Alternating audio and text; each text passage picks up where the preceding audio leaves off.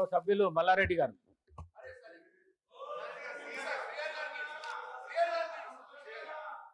మీరు చెప్పినట్టు నేను అదేం లేదు సార్ అధ్యక్ష, అదేం లేదు. ఒకటే నిమిషం, ఒక సెకండ్, ఒక రిక్వెస్ట్ చేస్తున్నా అధ్యక్షుడికి, ఒక రిక్వెస్ట్ చేస్తున్నా.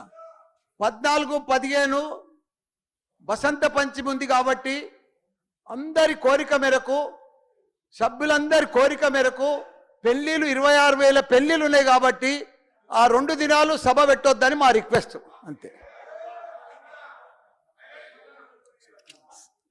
గౌరవ శ్రీహరి గారు 2 నిమిషాల్లో కంప్లీట్ చేయండి. ముకుందా జ్యువెలర్స్ తెలంగాణలో మొట్టమొదటి ఫ్యాక్టరీ అవుట్లెట్ మన కొత్తపేటలో ఫిబ్రవరి 14న గొప్ప శుభారంభం. అధ్యక్ష, చాలా సుదీర్ఘంగా చర్చించాము. సభ అందరి తరఫున మీ ద్వారా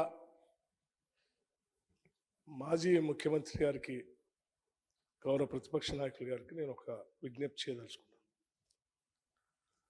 కృష్ణానది నీళ్లకు సంబంధించి చాలా రాష్ట్రానికి సంబంధించినంత చాలా ముఖ్యమైనటువంటి అంశం.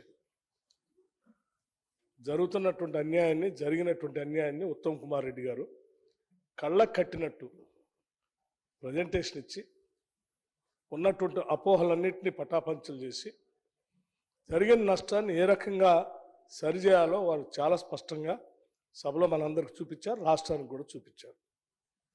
తదుపరి కార్యాచరణ ఏ రకంగా ఉండాలో దానికోసం తీర్మానం కూడా ప్రవేశపెట్టారు. అటువంటి తీర్మానం పైన మాజీ ముఖ్యమంత్రి గారు కూడా 10 సంవత్సరాలు ఈ రాష్ట్రాన్ని పాలించారు. వారికి కూడా అనుభవం ఉన్నటువంటి నాయకులు. వారు కూడా సభకు వచ్చి ఈ చర్చలో పాల్గొని వారు కూడా విలువైనటువంటి సలహాలు, సూచనలు ఇచ్చి ఈ తీర్మానానికి సంపూర్ణమైనటువంటి మద్దతు తెలుపుని ఉంటే, రేపొద్దున మనందరం చేసినటువంటి తీర్మానం కేంద్రంలో ఈ తీర్మానాన్ని పంపిస్తూ ఉన్నాం. అక్కడ కూడా సభ ఏకగ్రీవంగా తీర్మానం చేసింది. అనుభవం కలిగినటువంటి మాజీ ముఖ్యమంత్రి గారు కూడా దీనికి మద్దతు తెలిపారనేటువంటి ఒక బలం మాకు కూడా చేకూరుతుంది. చాలా బాగుండేదని మేము ఆశించాము అధ్యక్ష. నేను ఇప్పుడు కూడా వారికి విజ్ఞప్తి చేస్తూ ఉన్నాను.